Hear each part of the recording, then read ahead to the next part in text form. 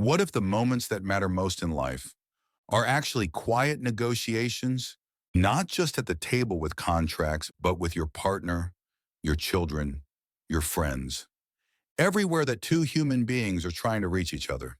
Hi, this is Peter, and welcome back to Books for Thoughts.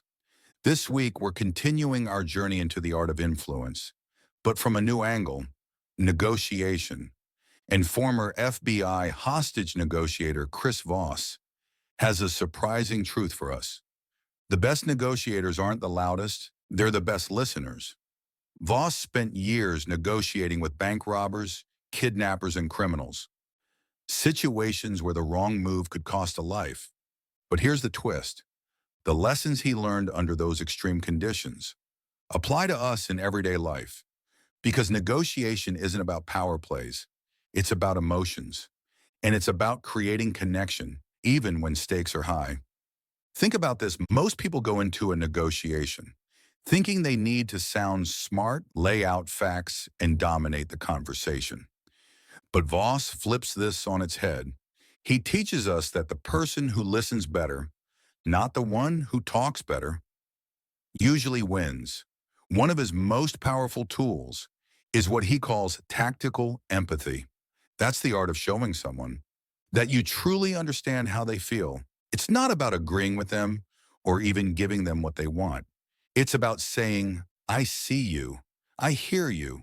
Your emotions matter. Why does this work? Because when people feel understood, they stop fighting.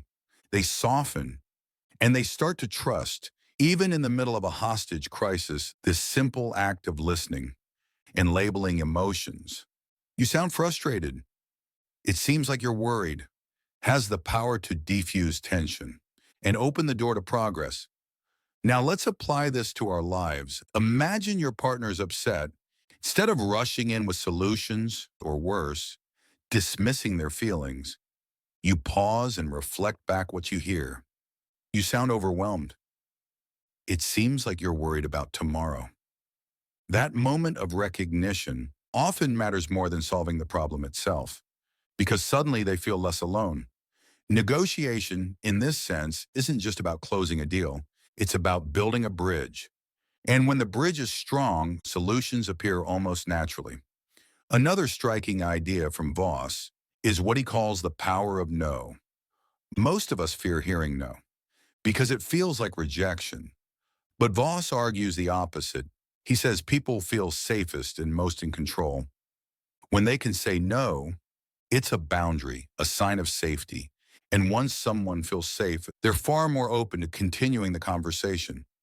Think about how often we push people into yes, sales scripts, persuasion tactics, even daily requests.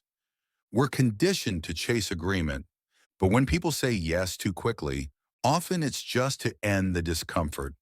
They don't mean it, and soon the promise breaks. But no, that's real. It's honest. It gives someone the freedom to express themselves.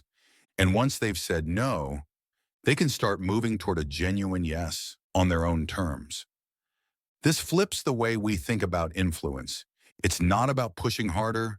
It's about creating space. It's about listening so carefully and respecting boundaries so deeply that people lower their guard. That's when real change happens. One of Voss's simplest but most disarming tools is something you can try today: mirroring. And it's not complicated at all. It's simply repeating the last few words the other person just said, but with a tone of curiosity. It sounds almost too simple to work, but what it does is powerful. It signals that you're listening, and it gently encourages the other person to keep talking. In high-stakes negotiations, this often leads people to reveal more information without even realizing they're doing it. In everyday life, it shows genuine interest and creates a rhythm of connection. Imagine a friend says, I just don't know if I can trust this decision. You respond softly, trust this decision? They pause, think, and then open up more. And in that extra space, real understanding begins. But Voss doesn't stop there. He leans on what he calls calibrated questions. These aren't questions designed to trap or manipulate. They're open-ended invitations. That hand responsibility back to the other person, instead of saying, "Can you do this for me?" You ask, "How can we make this work?" Instead of saying, "That's impossible." You ask, "What would it take to make this possible?" The difference may seem subtle, but the impact is huge because suddenly you're no longer demanding, you're partnering, and people are far more likely to help build what they had a hand in creating. Another lesson that may surprise you is the power of silence. Most of us are uncomfortable with pauses. We rush to fill them, but Voss shows us that silence can be a tool. After making a request or reflecting someone's words, just let the silence breathe. People often fill it with their truth. They explain more. They offer solutions. They reveal their real fears. In a world where noise is constant, silence becomes a form of influence. It's space that invites honesty. Perhaps the biggest lesson from Never Split the Difference is that negotiation isn't about splitting things evenly. It's not about compromise where both sides give up something and walk away unsatisfied. It's about creativity, empathy, and finding outcomes where both sides feel respected and understood. The very title, Never Split the Difference, challenges us to go beyond lazy compromises because sometimes splitting the difference means both sides lose. Instead, the real art is in discovering hidden possibilities through trust, patience, and presence. And when you think about it, isn't that true for life as a whole? The conversations that matter with friends, family, partners, even strangers aren't about winning. They're about building bridges. They're about reminding the person across from us that they matter. And when people feel seen, solutions follow naturally. So maybe negotiation isn't something that only happens in boardrooms or hostage situations. Maybe it's happening all the time in the way we listen, the way we respond, the way we create space for others to feel safe.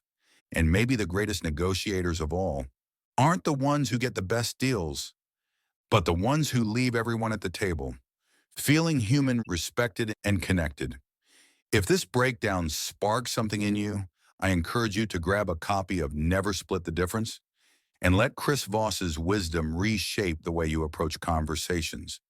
And if you enjoy these reflective dissections of powerful books, don't forget to like, comment, and subscribe to Books for Thoughts, where we share weekly 10-minute breakdowns to help you listen deeper, live wiser, and connect more fully.